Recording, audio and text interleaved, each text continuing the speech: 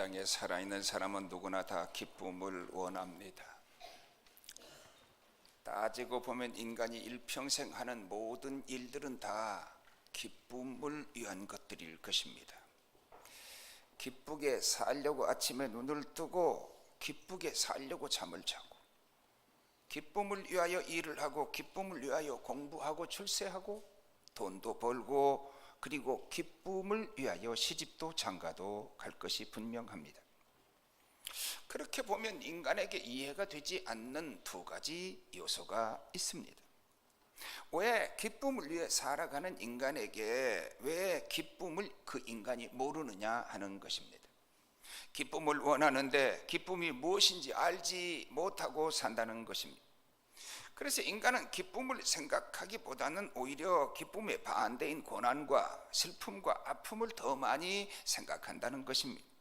걱정, 염려, 불안, 두려움에 대하여 몇 날이라도 말할 수 있고, 많은 분들이 책으로 쓰면 수십 권 쓰겠다고 말하지만 기쁨을 이야기하라고 그러면 몇 시간도 이야기할 수 없는 것이 인간이라는 점입니다. 이것은 전문적인 학자들도 마찬가지라고 합니다. 기쁨의 반대인 불안과 걱정, 염려, 두려움에 대하여 철학적으로 분석을 잘하고 또 책도 쓰고, 그리고 한 학기 동안 강의도 하는 사람에게 그러면 이제는 기쁨에 대하여 말해달라고 그랬더니 두려워하더라는 겁니다. 그런데 몇 시간 하지 않아서 그 정보와 지식이 바닥이나 버리고 말더라는 것입니다. 불안, 걱정, 염려, 두려움을 연구하는 것도 따지고 보면 그것들을 극복하여 기쁘게 살자고 하는데 목적이 있을 터인데 정작 기쁨에 대하여는 말을 못한다는 것입니다. 두 번째로는 기쁨도 슬픔을 통해서 느끼려고 한다는 것입니다. 인간이 기쁨을 기쁨으로 느끼지 못하고 슬픔을 통해서 기쁨을 느끼려고 한다는 것입니다.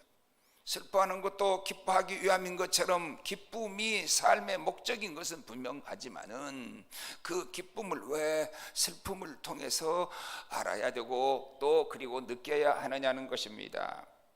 사람이 쓴 음식도 맛있게 먹으면서 맛있다고 표현을 합니다. 뜨거운 것을 마시면서 시원하다고 마시니까 애가 먹다가 이 혀를 대면서 하는 말이 믿을 놈 하나도 없다 그랬다. 슬픔도 기쁨을 위한 것이 분명합니다. 그런데 왜 슬픔을 통하여 기쁨을 알아야 하고 느껴야 하느냐는 것입니다. 인간이 세상에 태어나면서 웃으면서도 태어난 아이가 있나요? 왜 인간은 울면서 태어나는지 모르겠지만은 인간은 본성상 기쁨에 대한 정서보다는 슬픔과 불쾌한 정서가 훨씬 더 발달해 있다는 것입니다. 심리학자들도 이것을 잘 아는 진리입니다. 그래서 기쁨보다 슬픔을, 유쾌한 것보다 불쾌한 것을 먼저 느낀다는 것입니다. 단산 사람도 태어날 때 웃지 않고 울며 태어나는 것은 왜 그런지 모르겠지만은 하기야 아이가 태어날 때 희죽희죽 웃으면서 태어나면 좀 징그럽기는 하겠습니다. 인류 역사에 아마 그런 아이가 태어나면 최초의 일일 겁니다. 누가 웃고 태어나는 아이 한번 낳아 보시기 바랍니다. 오늘은 기쁨에 대하여 생각해 보겠습니다. 인간은 누구나 다 기쁨을 원합니다. 미국의 유명한 저널리스트인 맥스 러너라는 사람이 오늘 이 시대를 이렇게 정의했습니다. 지금 우리는 과거 어느 때보다 많은 자유를 누리고 행동의 제재를 받지 않고 살아가고 있다. 그러나 놀라운 충격은 우리가 하고 싶은 것, 가고 싶은 곳, 생각하고 싶은 것을 마음대로 하면서도 정작 기쁨이 없다는 사실이다라고 말했습니다. 이 시대를 가리켜서 기쁨을 잃어버린 시대라고 말합니다. 어떤 제도도 문화도 그리고 돈도 쾌락도 우리에게 진정한 기쁨을 보장해 주지 못한다는 증거가 아닐까요? 여러분은 다음의 통계를 어떻게 이해가 되십니까? 아이들이 잘 웃는다는 것은 우리가 어린아이를 길러보면 다 아는 경험입니다. 바람만 불어도 아이들은 웃습니다. 얼리기만 해도 세상이 떠나갈 듯 웃어댑니다. 그리고 웃어야 건강한 아이입니다. 태어나서 웃지 못하고 늘 우는 아이는 틀림없이 병든 아이일 가능성이 큽니다. 그런데 옥스퍼드 대학에서 통계를 내보니 어린아이는 하루에 400번에서 무려 500번을 웃는다는 겁니다. 그런데 어른들은 하루에 고작 15번에서 20번밖에 웃지 않는다는 겁니다. 왜 그럴까요? 어른들은 세상이 힘들어서 웃지 않는 것일까요? 사실 웃음이 많은 사람들을, 우리를, 인간을 건강하게 합니다. 현대인들은 기쁨을 잊고 삽니다. 그래서 잘 사는데, 어떤 때보다도 잘 먹고 잘 입고 사는데, 문화의 최정점에서 그걸 누리고 살아가는데 우울증과 답답함과 스트레스를 이기지 못합니다. 한국 사람의 70%는 매일 스트레스를 받고 살고 90%가 정신적 불안하게 산다고 하는 통계가 난 일도 있습니다. 요즘 집집마다 강아지를 기르는 사람이 갈수록 많아져요. 그래서 요즘에는 뭐 애완견이라고 안 하고 심지어 기가 막혀 반려견이라고 하니 참 기가 막혀요. 이제는 개하고 반려를 해야 되는 인생이 됐어. 전 가구의 4분의 1 정도로 급속하게 요즘에 개를 기르는 사람이 많아져 가는데, 이는 사람을 사랑하고 사람의 사랑을 받아야 할 인간이 사람을 사랑하고 사람의 사랑을 받지 못해서 대신 개라도 사랑하고 개의 사랑을 받으려고 하는 것은 아닌지, 또는 삶의 기쁨을 위해 살아가는 인생이 삶의 기쁨을 얻지 못해서 그래서 피하려고 하는 현대인의 도피처가 아닌지 생각을 해봐야 한다는 것입니다. 세계 장수촌으로 유명한 곳이 여기저기 많이 있습니다. 남미 에콰도르의 안데스 산맥 줄기에 있는 발카람바 계곡에 장수촌이 하나 있고요. 그 다음에 파키스탄 캐시미르 목장에 있는 훈자 마을이 하나 있고요. 구소련 남코카스 산맥에 그루지아 공화국에 위치한 한 마을이 있고요. 그리고 일본에도 한 마을이 있는 줄 압니다. 그런데 이 장수촌의 장수 요인의 특징이 좀 각각 다르기는 합니다. 어떤 곳은 그 특징이 음식에서, 그리고 어떤 곳은 음식 요리법에서, 그리고 환경에서, 또 요구르트에서, 그리고 물에서 이래서 이 원인을 찾기도 합니다. 그러나 몇 가지 공통점이 있다는 겁니다.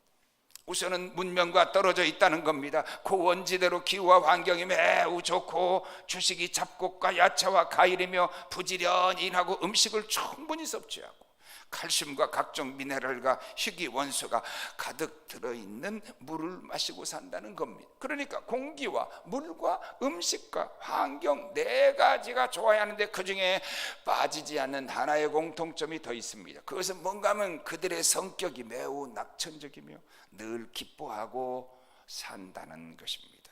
이렇게 기쁨이 중요합니다. 아무리 기뻐하지 못할 이유가 있어서 기뻐하지 못한다고 하더라도 번민하고 고통스럽게 사는 것은 결국 자기가 자기를 자해하며 살아가는 인생이 될 것입니다.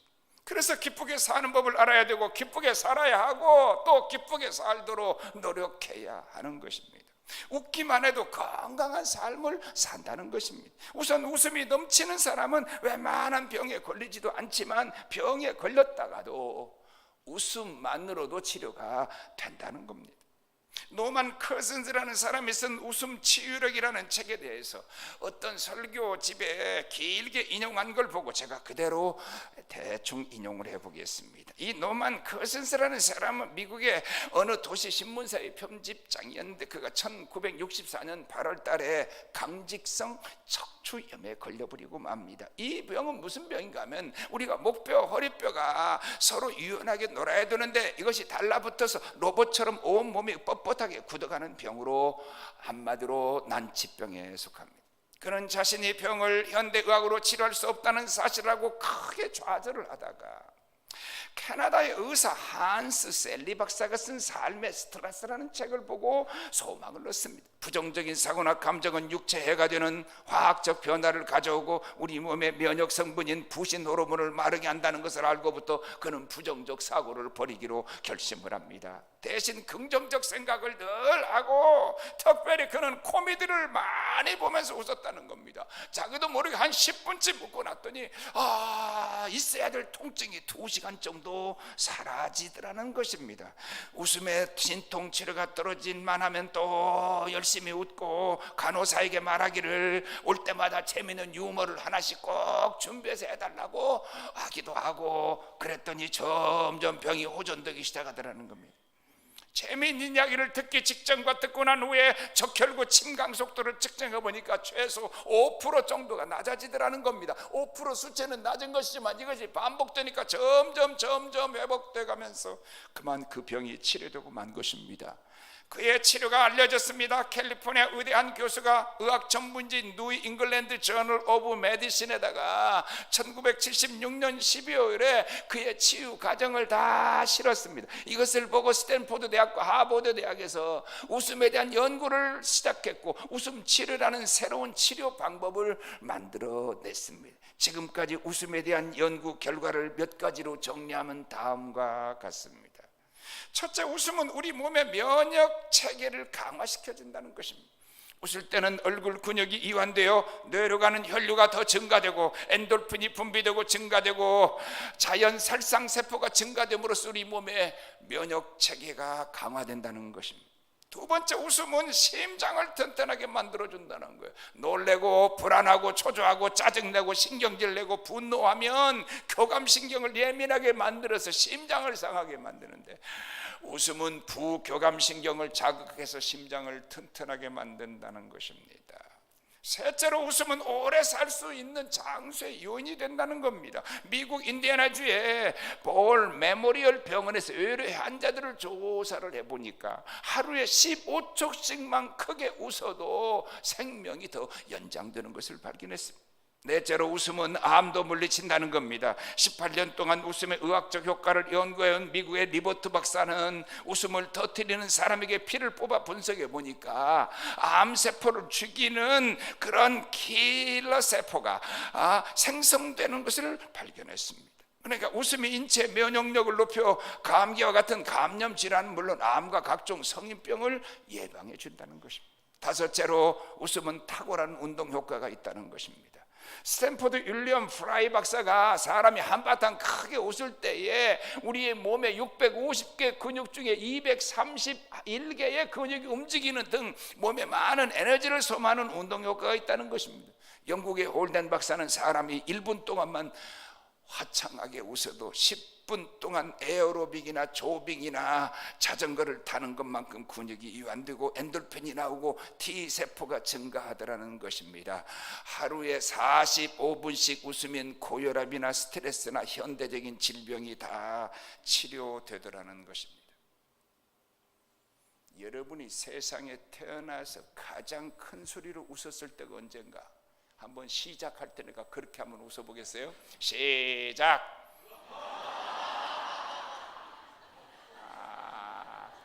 그 정도 가지고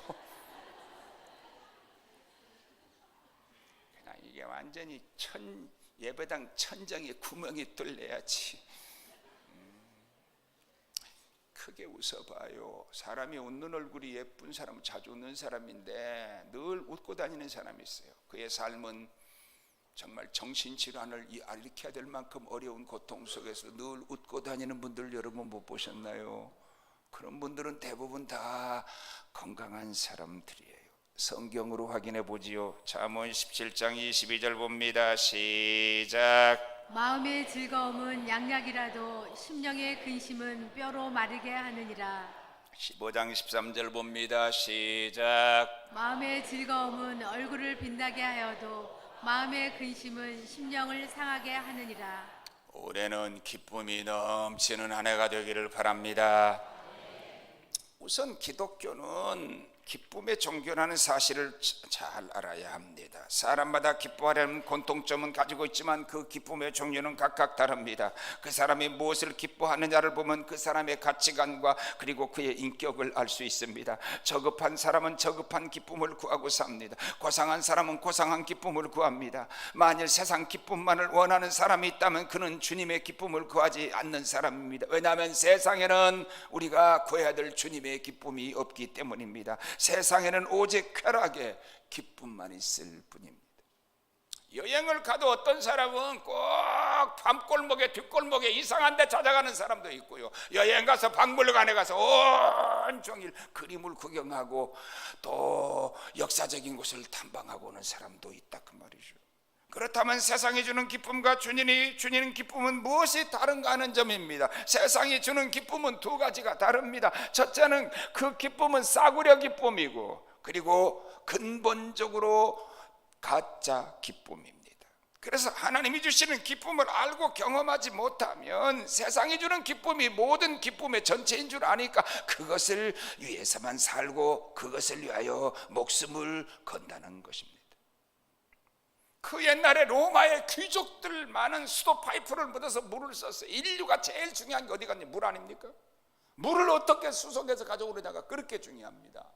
그런데 귀족들이 이 수도 파이프를 만들었으니 얼마나 일반인들이 부러웠겠어요. 여러분 아프리카 같은 데 막 8km, 10km 가서 물을 한 동이 떠가지고 그것도 그 오염된 물 떠다 먹고 사는 사람이 얼마나 많아 지구촌에.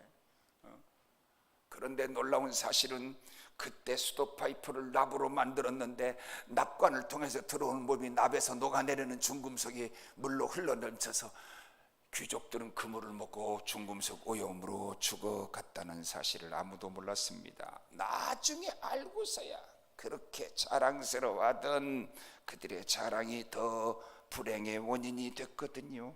참된 것을 발견하지 못하면 잘못된 것을 오히려 자랑하고 그것에 더 집착하며 살 가능성이 있습니다. 그래서 참된 기쁨을 알기 전에는 세상 기쁨을 절대로 버리지 못합니다. 왜? 그게 기쁨의 전부인 줄 알 테니까 말입니다.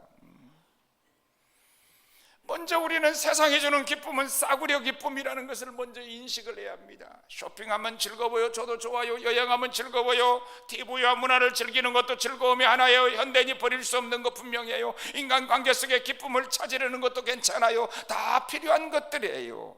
그렇지만 그러나 그것이 우리가 이 세상에서 구할 가장 지고한 기쁨이 아니라는 점을 모르기 쉽다는 겁니다. 물론 성도라고 해서 이런 것들은 구하지도 않고 이런 것은 없이 살아야 된다는 말은 절대 아니에요. 문제는 그것이 참 기쁨이라고 생각하고 그것이 기쁨의 전체라고 여기고 사는 것이 속아서 산다는 것입니다. 그것들이 기쁨과 행복인 줄 알고 없으면 불행하다고 생각해서 신세한탄하고 남보다 좀 더 많으면 행복하다고 착각하고 뽐내고 의시되며 기뻐합니다.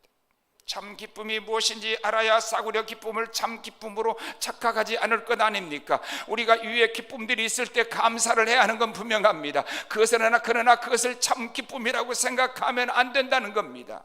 이 점은 우리가 이런 기쁨이 있을 때보다 없을 때 보면 더 선명해집니다. 그래야 그가 참 기쁨을 아는 자인지 참 기쁨을 구하고 살아가는 사람인지 하나님의 기쁨을 가졌는지를 그때 알 수 있다는 것입니다.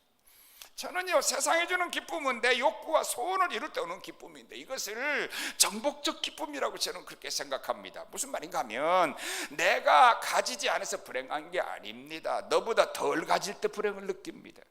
내가 너보다 더 많이 가질 때 행복을 느낍니다. 그래서 과거의 어떤 황제보다도 더 많은 걸 누리고 살면서 행복을 느끼지 못하는 것은 옆에 사람과 비교하여 덜 가진 것이 억울해서 불행한 겁니다.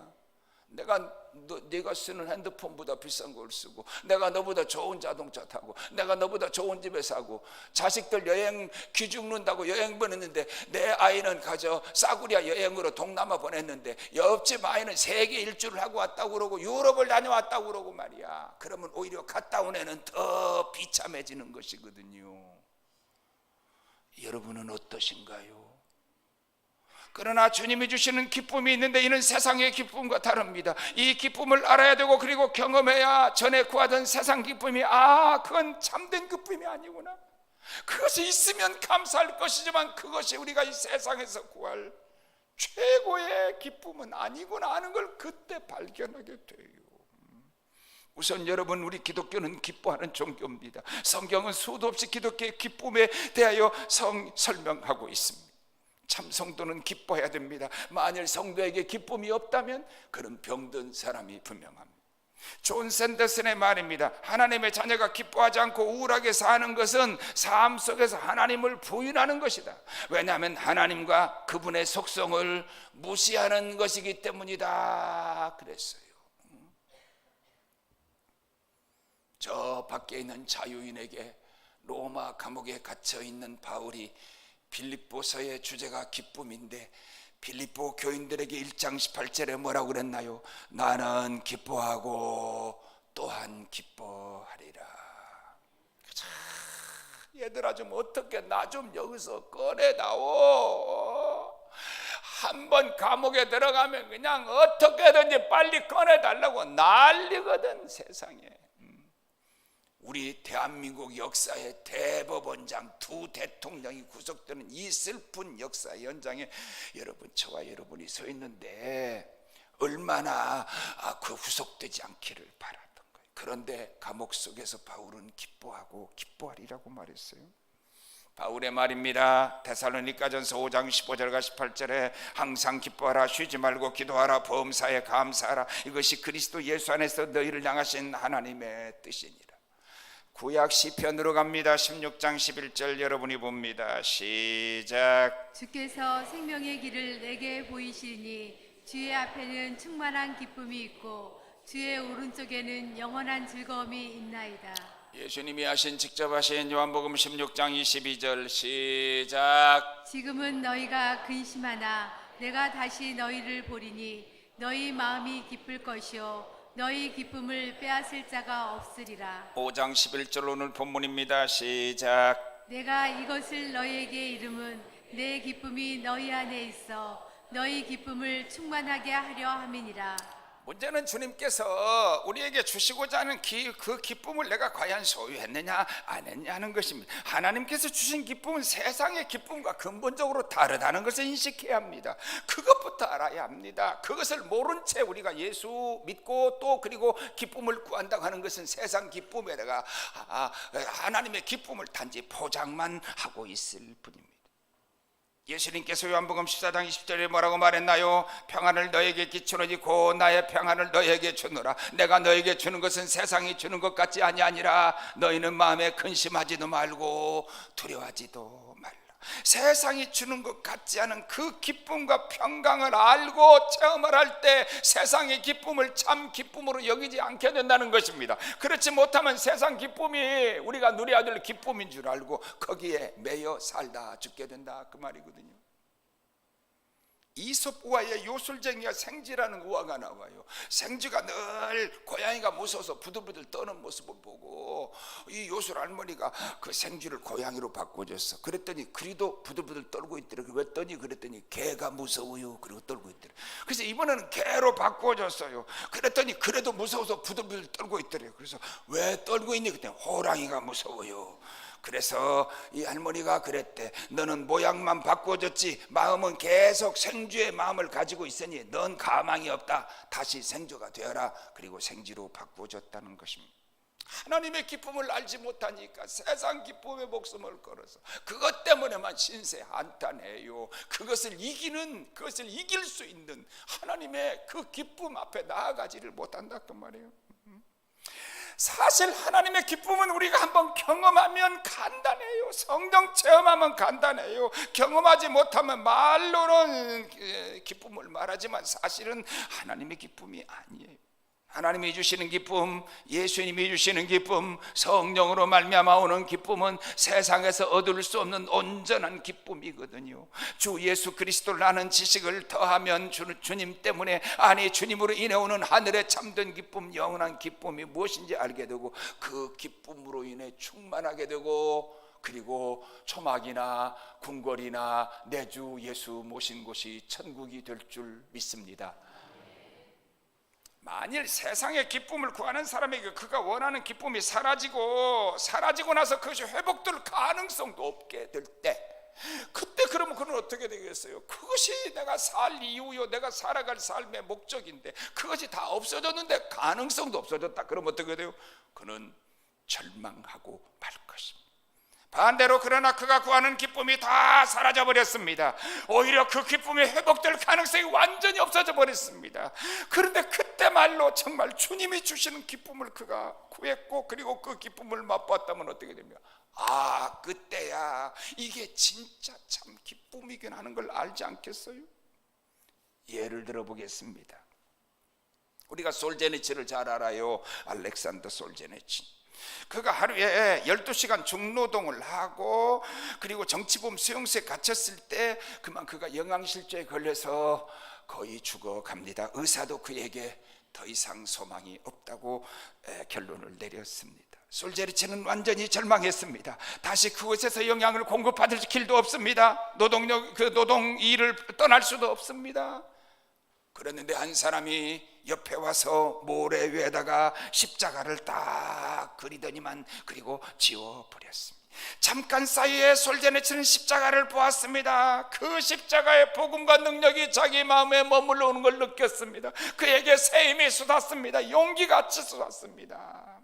그는 감옥에서 나갈 가능성도 없습니다. 좋은 음식 먹어서 다시 영양을 회복할 가능성도 없습니다. 변한 것은 아무것도 없습니다. 오직 예수 십자가를 바라봤을 뿐입니다. 그런데 어디서 오는지 모를 용기와 기쁨이 그의 생애를 바꿨고 그래서 죽지 않고 살았고 그래서 우리에게 그 많은 작품들을 남겨준 것입니다. 남편은 아내를 통해서, 아내는 남편을 통해서 기쁨을 서로 나누려 가는 것은 지극히 정상적인 것이고 옳은 것이지요. 그러나 남편 때문에, 아내 때문에 기쁨을 다 잃었습니다. 그 남편과 아내로 인하여 기쁨이 회복될 가능성도 없다고 합시다. 그것이 그 사람이 구할 기쁨의 전부라고 한다면 그 사람은 어떻게 되겠어요? 그 후로부터 그는 참 기쁨을 모르는 불쌍한 인생을 살 것입니다. 자식들이 부모를 바라보는 것도 인간적으로는 지극히 자연스럽죠. 자식에게 모든 소망을 다 두었는데 자식이 부모에게 절망을 안겨줬습니다. 새로운 희망을 줄 가능성도 사라져 버렸습니다. 자식 보고 살다가 실망한 부모는 거의 인생의 짠맛을 잃어버리고 말더라고요. 돈이 전부인 줄 알고 살다가 한때는 돈을 많이 벌었는데 그만 망하고 말았습니다. 다시 회복될 가능성도 없습니다. 그 후에 그의 인생은 어떻게 변하든지 아세요? 대부분은 다 술구덩이에 주저앉아서 살다가 가더구만요. 왜? 그것만이 영원한 기쁨인 줄 아니까. 우리는 어떤 상황에도 주님이 주시는 기쁨을 알고 그 기쁨을 구하는 사람이라면 세상에 줄 기쁨이 완전히 사라져버리고 다시 그 소망이, 그 희망도 없을 그때도 진정한 소망을 그때 가질 수 있지 않나요? 바로 이것이 주님이 주시는 기쁨이요, 우리가 누려야 될 주님의 기쁨 아닌가요? 바로 빌립보 감옥 속에 바울이 한밤중에 찬송하던 그 기쁨, 바로 이 가능성이 아니면 어디서 온 기쁨일까요? 세상적 소망이 0.001%라도 있나요? 없잖아요. 스데반이 날아오는 돌을 맞으면서도 그의 얼굴이 천사처럼 빛났던 기쁨은 다시 그가 살아날 소망을 가졌기 때문인가요? 아닙니다. 절대 아닙니다. 주님이 부어주시는 기쁨이었을 뿐입니다. 핸드릭슨의 말인데 기가 막혀요. 솟아오르는 태양 앞에서 모든 별이 꼬리를 감추듯이, 그리고 크고 값진 진주 앞에서 모든 보석들이 광채를 잃어버리듯이, 바울에게 있어서 내 주 예수 그리스도 예수와의 깊은 교제 앞에서 그 밖에 모든 인생들은 다, 다른 것들은 빛을 잃어버렸다 그 말이에요. 내 주 예수를 아는 것, 내 주 예수를 발견하는 것, 내 주 예수들을 존귀케 하는 여기에 바울의 모든 기쁨과 능력이 다 있었다 그 말입니다. 이 기쁨이 충만한 한 해 되기를 바랍니다.